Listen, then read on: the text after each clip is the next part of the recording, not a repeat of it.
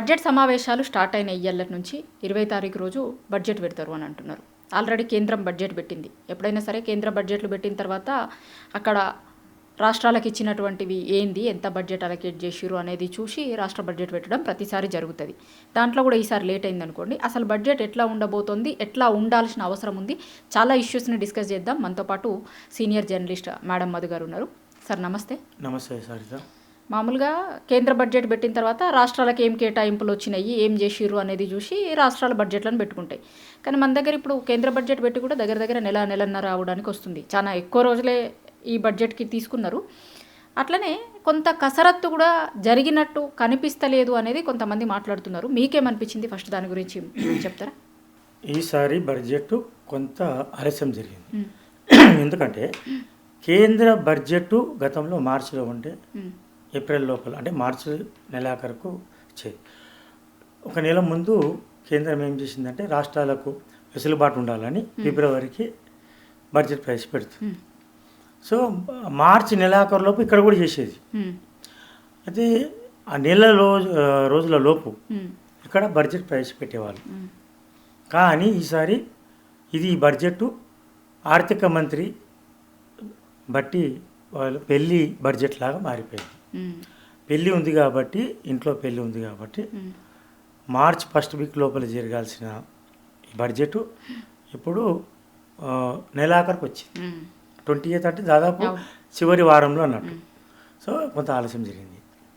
ఈ ఆలస్యం జరిగిన తర్వాత కూడా మీరు అన్నట్టు ఈ బడ్జెట్ రూపకల్పన అంటే కొంత ఆదాయ వ్యయాలు, అప్పులు, తర్వాత వడ్డీలు అన్నీ చూసుకొని చేయాలి.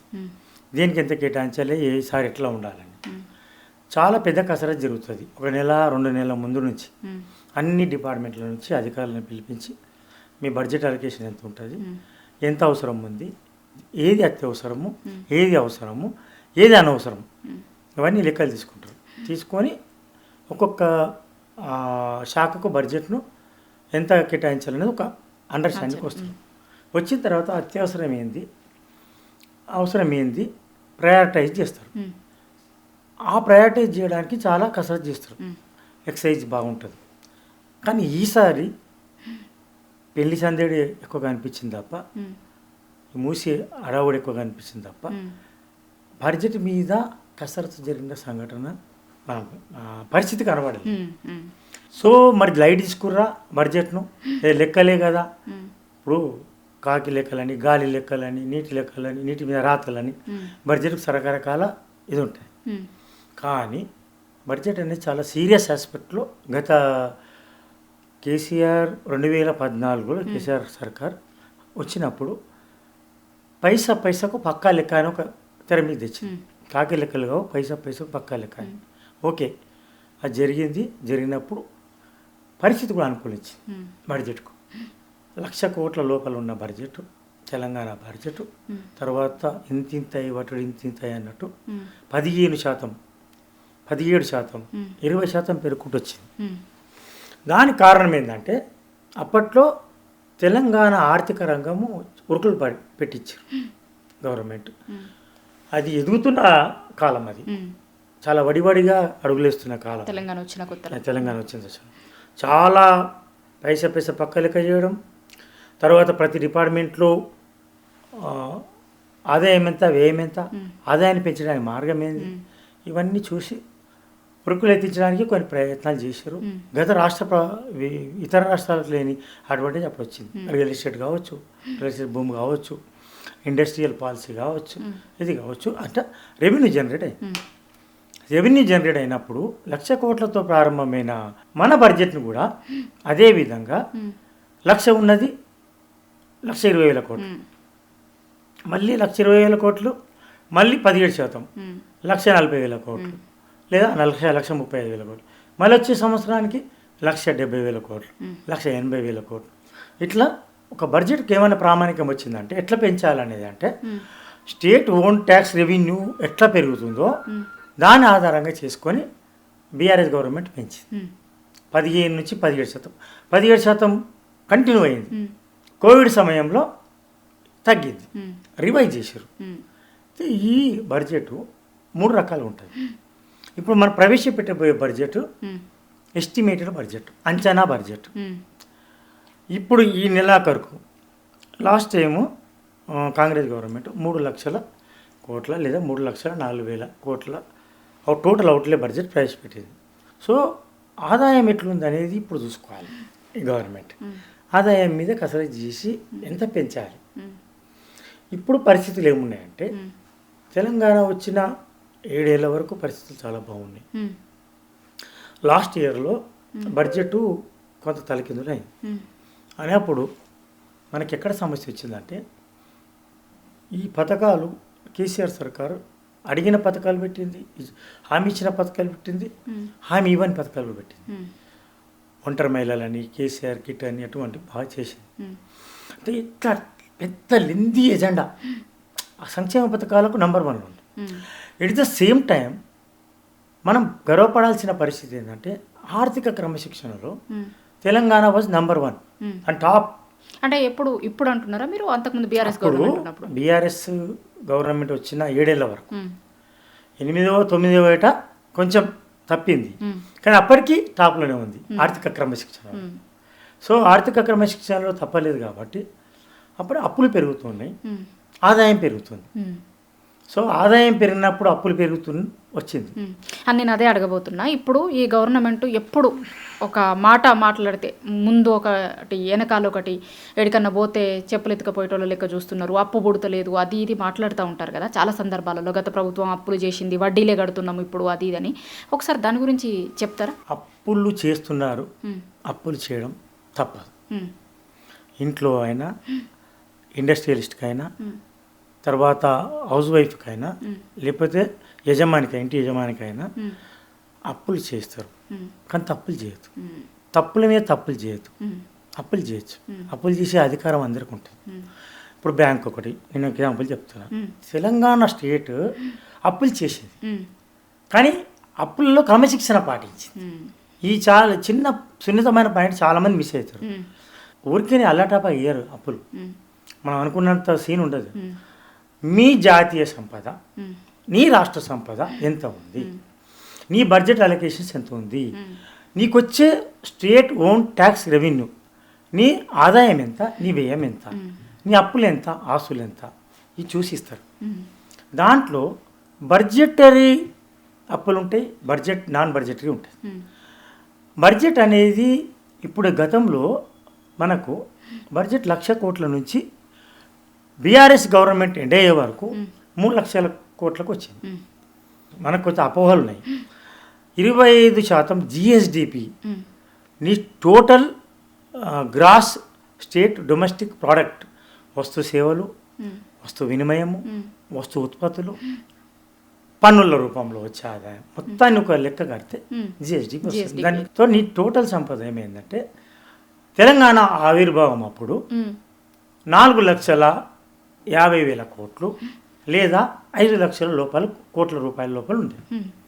అది క్రమంగా స్టేట్ ఓన్ ట్యాక్స్ రెవెన్యూ ఎట్లా పెరిగిందో, రాష్ట్ర పన్నుల ఆదాయం ఎట్లా పెరిగిందో, అదే రీతిలో జిఎస్డిపి పెరుగుతూ పోయింది. సంపద సపోజ్ 5,00,000 కోట్లు ఉన్నది, వచ్చే సంవత్సరానికి 6,00,000 కోట్లు, 6,500,000 కోట్లు, 10% పెంచుకుంటూ పోతే బీఆర్ఎస్ గవర్నమెంట్ ఉన్నప్పుడే అది 5,00,000 కోట్ల నుంచి 13,00,000 కోట్లకు పోయింది, 13,00,000 కోట్లకు. జిఎస్టిపి పెరిగినప్పుడు జాతి సంపద పెరిగింది. జాతి అంటే మన రాష్ట్ర సంపద పెరిగినప్పుడు మన టోటల్ పర్ క్యాపిటల్ ఇన్కమ్, అంటే ప్రజల పర్ క్యాపిటల్ ఇన్కమ్ రకరకాలు ఉంటుంది. అప్పుడు 1,00,000 ఉన్నది మనది, ఇది గవర్నమెంట్ వచ్చినప్పుడు.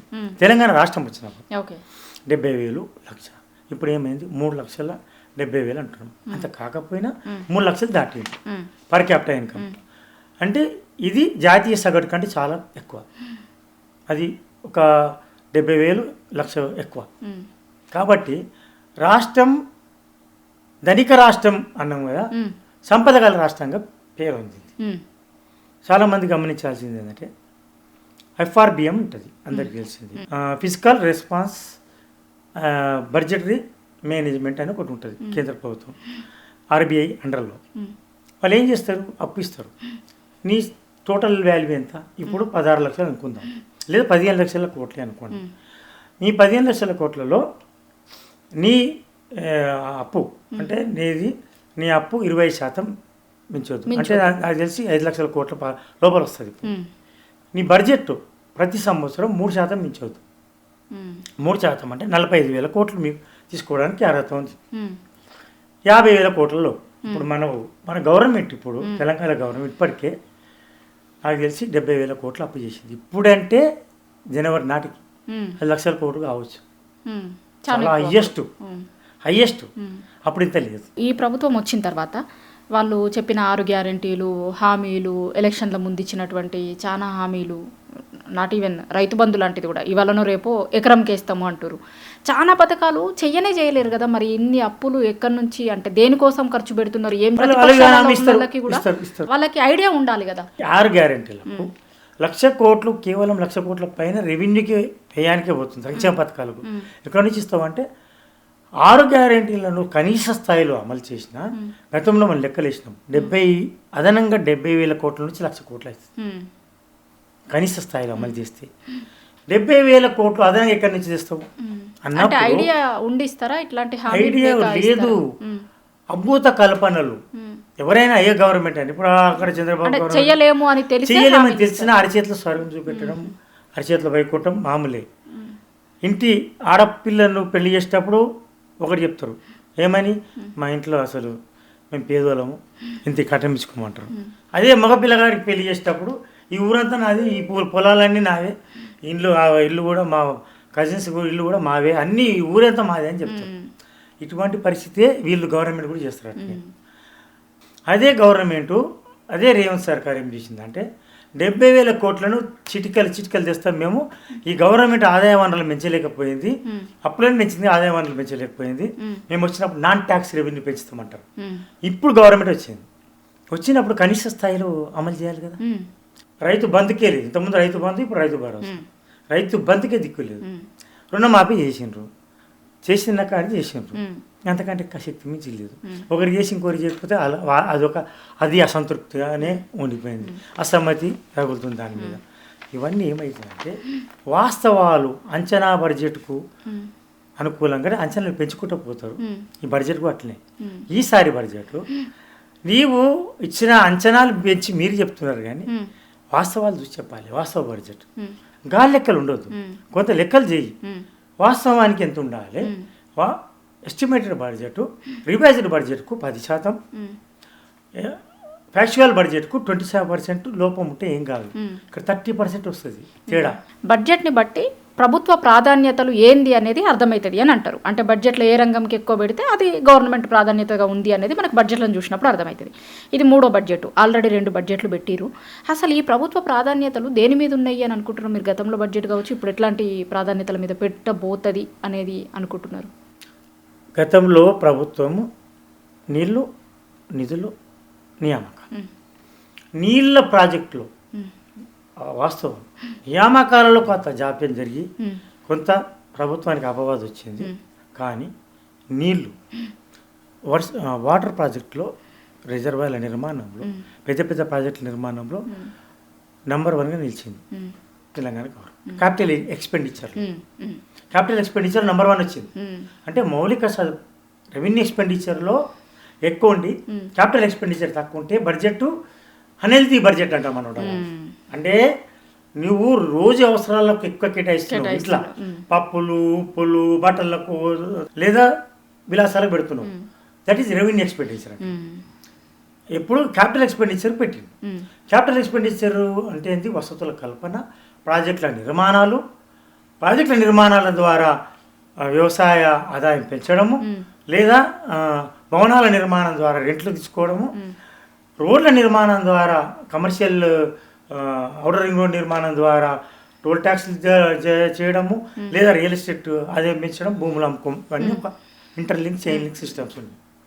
ఇది విస్మరించి ఇప్పుడు ఏమైంది? వస్తూ రెవెన్యూ వ్యయం పెరిగి క్యాపిటల్ ఎక్స్పెండిచర్ తగ్గింది. విచిత్రమైన విషయం ఏంటంటే గత ప్రభుత్వము మంచి ప్రాజెక్టులు, మహబూబ్ నగర్ జిల్లా కావచ్చు, నేను చూసినప్పుడు నాకు కూడా ఈర్ష్య కలిగేది. నీళ్లు లేని చోట నీళ్ళు వస్తున్నాయి. మహబూబ్నగర్ కావచ్చు, రిమోట్ ఏరియాలు కావచ్చు, రిజర్వాయర్లు కావచ్చు, చెరువుల తవ్వకాలు కావచ్చు, ప్రాజెక్టుల నిర్మాణం బాగా జరిగింది. అయితే అప్పుడు గవర్నమెంట్ ఏం చెప్పిందంటే పెద్ద ప్రాజెక్టుల నిర్మాణం ద్వారా జిఎస్డిపి పెరుగుతుంది.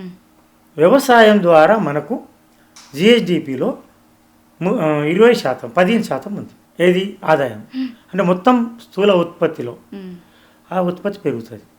పెరిగి రైస్ ప్రొడక్షన్ పెరుగుతుంది, రైస్ ఎక్స్పోర్ట్స్ పెరుగుతుంది, కమర్షియల్ క్రాప్ పెరుగుతుంది, పసుపు పెరుగుతుంది, అండ్ కందిపప్పు పెరుగుతుంది. ఈ ప్రొడక్షన్ పెరిగి మనం ఎక్స్పోర్ట్ చేయడం ద్వారా 20% అంటే దాదాపు 15 లక్షల కోట్లలో 20% అంటే గవర్నమెంట్కు మనకు వ్యవసాయం నుంచి వస్తున్న అది 4-5 లక్షల కోట్లు ఉంది. అది 5-6 లక్షల కోట్లకు అయిపోతుంది. దాని ద్వారా మనము వచ్చే వడ్డీ దీని ద్వారా కట్టేస్తాం. ఇవన్నీ అంచనాలు ఉంటాయి, కొన్ని నిజమైతే కూడా. ఇప్పుడు ఏమైందంటే గవర్నమెంట్ ఈ బడ్జెట్కి వచ్చే వరకు చాలా సమస్యలు ఉన్నాయి, సవాల్. గత ప్రభుత్వం వస్తూనే అప్పులు చిప్ప, చేతికి చిప్ప, ఖజానాకు అప్పులని అన్నారు. అట్లా అనేది కాదు. నేను ఎక్కడ పోయినా నాకు అప్పులే ఉన్నాయి, ఏం చేస్తారు, కోస్తారా, రక్తం తప్ప ఇంకేమున్నది నా దగ్గర అన్నోళ్ళు పెద్ద పెద్ద ప్రాజెక్టులు ఎట్లా క్యాపిటల్ ఎక్స్పెండిచర్ ఎట్లా పెడుతున్నారు, పెద్ద పెద్ద ప్రాజెక్టులు ఎట్లా తీసుకొస్తున్నారు. That is also big project. 1,00,000 కోట్లు. అది ఇప్పుడు 1,00,000 కోట్లు అది ఉండే కాళేశ్వరం. 150,000 రీజనరేషన్ కోసం పెట్టినామన్నారు. ఇది ఏ జనరేషన్ కోసం పెట్టినావు? నీకు కాళేశ్వరం ప్రాజెక్ట్ ద్వారా ఇన్ని ఎకరాలు మాగాని పెరుగుతుంది, ఎకరాలకు సాగునీరు ఉంటుంది అన్నావు. That is well and good. దానికి చెప్పారు, లెక్కలు చెప్పారు. ఇప్పుడు మూసీ ప్రాజెక్ట్ ద్వారా నువ్వు పెట్టే 1,00,000 కోట్లు, 1,50,000 కోట్ల 1,50,000 కోట్లు ఉండొచ్చు. సరే 1,00,000 కోట్లే అనుకుందాం, పోయేది ముందు గవర్నమెంట్ది. దానికి వచ్చే వడ్డీ ఈ దేని నుంచి పెడతావు? క్యాపిటల్ ఎక్స్పెండిచర్ ఎక్కడి నుంచి పెడతావు? అంటే నువ్వు కట్టే భవనాల ద్వారా ఏ భూములు అయితే తీసుకుంటున్నావో, ఏ ఇళ్ళు అయితే కొలబడుతున్నావో వాటికి నువ్వు కంపెన్సేషన్ ఎట్లా యాజ్ పర్ మార్కెట్ వాల్యూ ప్రకారం ఇవ్వాలి. యాజ్ పర్ 2013 యాక్ట్ ప్రకారం ఇవ్వాలి. మామూలు విషయం కాదు అది. చాలా పెద్ద భారం అవుతుంది అది. ఆస్తులు ఒక్కొక్క 1,00,000 రూపాయలకు గజం ఉంది ఇక్కడ. హైయెస్ట్ వెరీ కాస్ట్లీ ల్యాండ్స్ ఉన్నాయి. ఎట్లా ఇస్తావు వాళ్ళకు? ఇస్తావు. ఇచ్చిన దాన్ని మళ్ళీ ఎట్లా రీగెయిన్ చేస్తావు నువ్వు? ఇవన్నీ ఒక పథకం ప్రకారం పోవాలి. అప్పుడు చెప్పారు కేసీఆర్ మ్యాప్ వేసి పవర్ పాయింట్ ప్రజెంటేషన్ ఇచ్చి కన్విన్స్ చేయగలిగారు. మీరు ఇది ఇందులో కన్విన్స్ అవుతలేరు. Why people are not convincing with your power point presentation అంటే నీవు దుబాయ్ బేస్డ్ కంపెనీనో లేకపోతే ఇంటర్నేషనల్ బేస్డ్ కంపెనీకి ఇస్తే వాళ్ళు దాన్ని మల్టీప్లెక్స్ స్కై ర్యాపర్స్ కట్టి ఒక్కొక్క ఎసెప్టీని అమ్ముకోవడం ద్వారా వాళ్ళు గవర్నమెంట్ డబ్బులు ఇస్తే ఆ గవర్నమెంట్ డబ్బులు ఖజానాకు వస్తాయా లేకపోతే ఇంకే జబ్బులకు పోతాయా? ఇవన్నీ అనుమానాలు ఉంటాయి అన్నమాట. అనుమానాలను ఇంకా నివృత్తి చేయలే గవర్నమెంట్. ప్రాజెక్ట్ ఇట్లుంటుందని ఒక భావ్య రూపం ఇవ్వాలి. నీకు ఇంత ఖర్చు పెడతాం, ఇంత ఆదాయం వస్తుంది. నైట్ ఎకానమీ ద్వారా ఎంత వస్తుంది చెప్పండి? వ్యవసాయం సాగు ద్వారా వస్తుందని చెప్పగలుగుతాం. నైట్ ఎకానమీ ద్వారా ఎంత వస్తుంది, ఎక్కడ ఎంత వచ్చిందో చెప్పగలుగుతాం. సింగపూర్ కాదు కదా. సో చాలా డౌట్లు అందుకని ఈ బడ్జెట్ మీద ఇవన్నీ ప్రభావం చూపుతాయి. సో ఇప్పుడు 2,03,00,000 కోట్లు, 2,29,000 కోట్లు అదనపు ఆదాయం కేంద్ర ప్రభుత్వం, రాష్ట్ర ప్రభుత్వ పనుల ద్వారా 1,70,000 కోట్లు, మొత్తం పనుల ద్వారా 2,29,000 కోట్లు, సెంట్రల్ స్పాన్సర్ స్కీమ్ ద్వారా ఒక 30,000 కోట్లు, నాన్ ట్యాక్స్ రెవెన్యూ అంటే అందులోనే వస్తుంది. ఇవన్నీ లెక్కలేస్తే 3,00,000 కోట్లకు తెచ్చినావు. అప్పు ఎంత అన్నావు? నువ్వు అప్పు ఎంత చేయాలి? బడ్జెటరీ అప్పు 45,000 కోట్లకు నీకు అనుమతి, 3%. టోటల్ 25% మించవద్దు. ఇప్పుడు ఎంత అయింది నీకు అప్పు అంటే బడ్జెట్లోని విత్ ఇన్ ద బడ్జెట్లోనే 45,000 కోట్లు ఉండాల్సింది జనవరి నాటికే 70,000 కోట్లు దాటింది. క్యాపిటల్ ఎక్స్పెండిచర్లో నువ్వు రీజనరేషన్ ఇన్కమ్ ఏం చేస్తున్నావు అని చెప్తలేవు. రెండవది ఆ ప్రాజెక్ట్ అయిపోయింది, దేర్ ఎండ్స్ అ మ్యాటర్. ఇప్పుడు క్యాపిటల్ ఎక్స్పెండిచర్లో నువ్వు ఏం పెట్టబోతున్నావు? రెవెన్యూ ఏం పెరిగిపోతుంది. ఈసారి క్యాపిటల్ ఎక్స్పెండిచర్లో విచిత్రంగా 30,000 కోట్లు కేటాయిస్తే 40,000 కోట్లు నేను ఖర్చు పెట్టినని చెప్తున్నావు. అది హయ్యెస్ట్. ఎక్కడ ఖర్చు పెట్టినావు అనేది లేదు. ఇప్పుడు ఆధారాలు లేవు. అది కాకి లెక్కల నాకే డౌట్ వస్తుంది. అంతా పెట్టడం ఏంది, 100% అబ్బో పెట్టిండ్రు, అది కరెక్ట్, గుడ్ సైన్. కానీ ఆ క్యాపిటల్ ఎక్స్పెండిచర్ మౌలిక వసతులు కల్పన గురించి ఎక్కడ పెట్టినావు అనేది ఇప్పుడు బడ్జెట్లో మౌలిక ప్రశ్న. రేపు అడుగుతారు అసెంబ్లీలో. ఈ బడ్జెట్ సైజులో చాలా కఠినంగా వ్యవహరించాల్సిన పరిస్థితి కాంగ్రెస్కి ఉంది. కానీ కఠినంగా వ్యవహరిస్తుందా? స్కూటీలు అంటున్నా. నేను ఎక్కడ ఉన్న సంక్షేమ పథకాలకే డబ్బులు సరిపోవడం లేదు. మూసీ ప్రాజెక్టు వల్ల ఎంత భారం ఉంది. గతంలో ఎస్టిమేటెడ్ బడ్జెట్ 15% తగ్గింది. నీవు ఆదాయ వనరులు 15% తగ్గింది. ఇవన్నీ పరిగణలోకి తీసుకొని 3 లక్షల కోట్ల లోపలనే మళ్ళీ బడ్జెట్ ఉండాల్సిన పరిస్థితి ఉంది. కానీ అట్లా ఉంచారు. పెంచుతారు దాన్ని. రివైజ్డ్ బడ్జెట్ మీద 15% పెంచుతారు. రివైజ్డ్ బడ్జెట్ ఎంత చూపెడతారంటే అది ఫ్యాక్చువల్ బడ్జెట్ కాదు కదా. మేము అనుకున్నంత ఆదాయం రాలేదు, మేము అనుకున్నంత ఖర్చులు పెరిగినాయి, ఈసారి ప్రతికూల పరిస్థితులు ఉన్నాయి కాబట్టి ప్రతి గవర్నమెంట్ చెప్పే విధానం ఇది. ప్రతిసారి బడ్జెట్ చెప్తుంది. మన తెలంగాణ గవర్నమెంట్ ఇప్పటికి కూడా నయమే. కానీ అదే విషయాన్ని ముఖ్యమంత్రి ఒప్పుకోవడం లేదు. గతంలో అప్పులు పెరిగిపోయిన నువ్వు తప్పులు చేస్తావు. తప్పులు చేయకండి, అప్పులు చేయొచ్చు, అప్పులు విత్ ఇన్ ద లిమిట్స్లో. కానీ గవర్నమెంట్ కంపారిటివ్లీ తెలంగాణ గవర్నమెంట్ను పోల్చుకుంటే other than Telangana government, all government in worst situation except Gujarat, Maharashtra, Karnataka and other states, only few states. Telangana government గతంలో ఆర్థిక క్రమశిక్షణ పాటించడం వల్ల ఈరోజు కూడా అప్పులు ఇంకా మనం అలార్మింగ్ సిచ్యువేషన్కి ఏం రాలేదు. మనం భయపడాల్సింది. భయపడాలి. ఎక్కడ భయపడుతున్నాం? రెవెన్యూ వ్యయం పెంచుకుంటూ పోతున్నాం. అనుత్పాదక వ్యయం పెరుగుతుంది. దానివల్ల నువ్వు తగ్గించుకో, అనుత్పాదక వ్యయం తగ్గించు, అలవి మాలిన హామీలు తగ్గించండి, అప్పులు విత్ ఇన్ ద లిమిట్స్ ఉంటే నువ్వేమని చేసుకో. సో లిమిటెడ్ అప్ అనేది తప్పలేదు. 20%, 30% ఉంది అదర్ స్టేట్లకు. నువ్వు 20% దాటబోతున్నావు ఈసారి. అట్లా దాటకని చెప్తున్నాం. మోర్ కాషియస్, చాలా కాషియస్గా ఉంటూ, అప్రమత్తంగా ఉంటూ, ప్రజలకు ఇప్పటికైనా వాస్తవాలు చెప్పండి.